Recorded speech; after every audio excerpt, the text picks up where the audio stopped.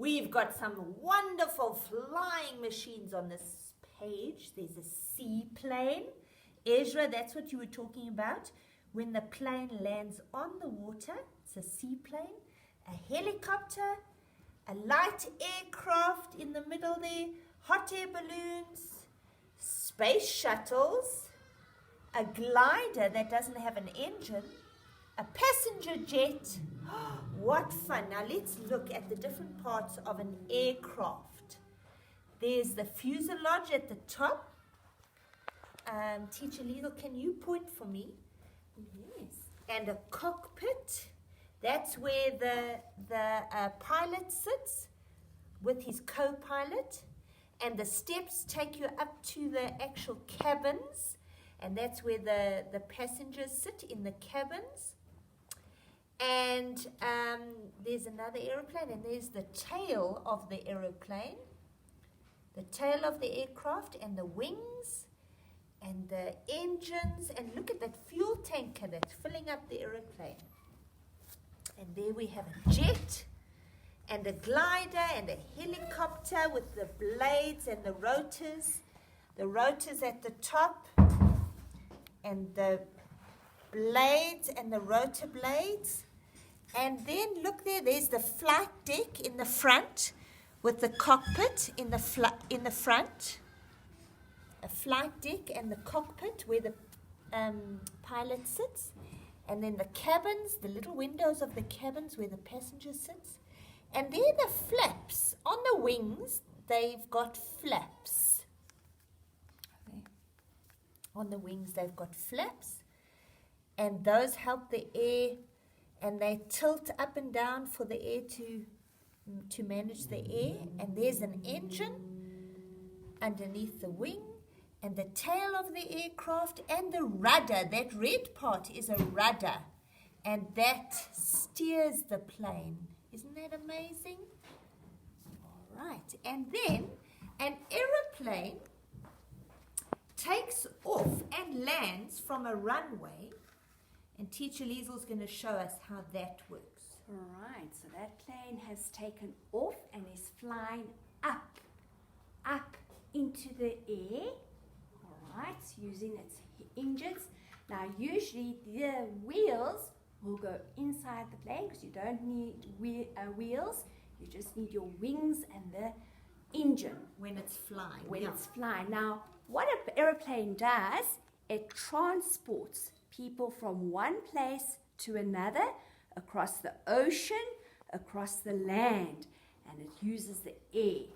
And then it will fly. Some planes can fly right overseas or here locally, which we call international is overseas, and domestic is what's here locally. So when a plane wants to land, the pilot will put out his wheels because it has to touch the ground. He will decelerate his flight, and slowly they will keep in contact with the people at the airport at how fast he must fly, is it safe to land, and then he will come to the runway. Now, a runway has to be pretty long for an aeroplane to slow down and land. So this aeroplane now is slowing down and landing on the runway at quite a speed at first, and then slowly he will slow down, and then they will tell him where he can park the aeroplane. They've also got parking bays for an aeroplane, and here they say number 3. So you'll look for number 3. Now, when you park, you can't just get out like you want to. There's an air hostess that will tell you when you can get out, when it's safe, because an aeroplane needs to unfuel, unpack your luggage, and make sure the area is safe before you climb out or aboard the plane.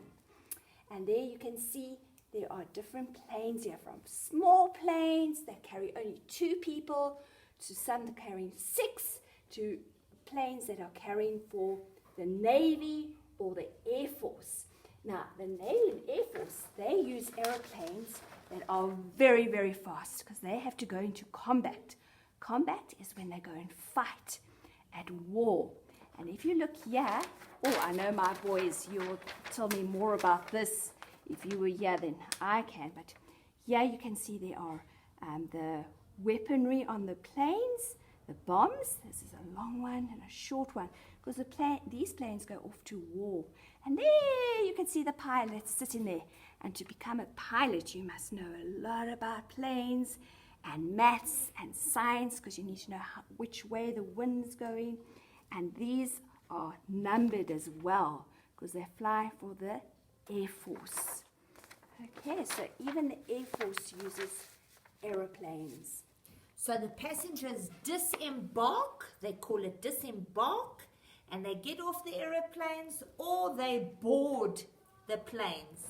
So Talking Tess is going to board her plane. She's got her ticket, and in the ticket she's got all the information of where she must sit. And I got it at the flight center. I had to go to a special place where they sell tickets. Like a travel agent. Yes, and they told me when my flight, because I want to go to Cape Town, when my flight was available. And here's my ticket. That's a domestic flight because it's inside of South Africa. And so she wanted to go to Cape Town. So she's packed her bags and they've given her a little tag for a bag. And they've put her luggage into the hold of the plane. She's checked in her luggage and they put it in the back at the bottom of the plane in the hold. And then she can take on carry-on luggage onto the plane. So she's got her tickets and her ID book and her passport, and she is going to board the plane. So she has a special seat on the plane. She can't just sit anywhere, can she, teacher? No, and I don't know what happens on a plane. So there's a lady that helps me called a air hostess or gentleman. He's also known as an air steward. He's an air steward. He will help me climb the stairs.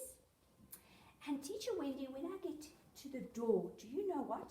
They take my ticket and they look at my ID and they take my ticket and they go and tell me which seat I must sit at. I can't just go and sit at any seat.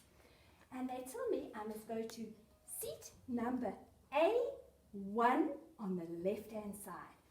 So off I go, and wow, here's my seat. A1 on the left-hand side, that's the right-hand side.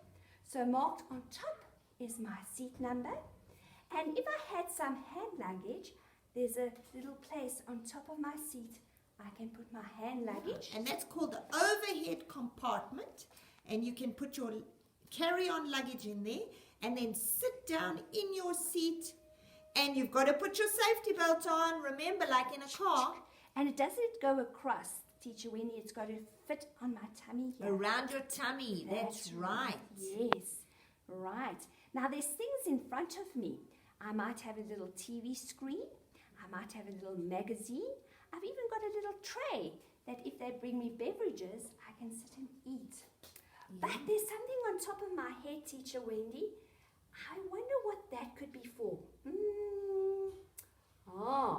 air hostess will come and tell me that if anything goes wrong, most probably won't, when a plane has got a problem, I've got to put this little mask. Oh, we know all about masks now.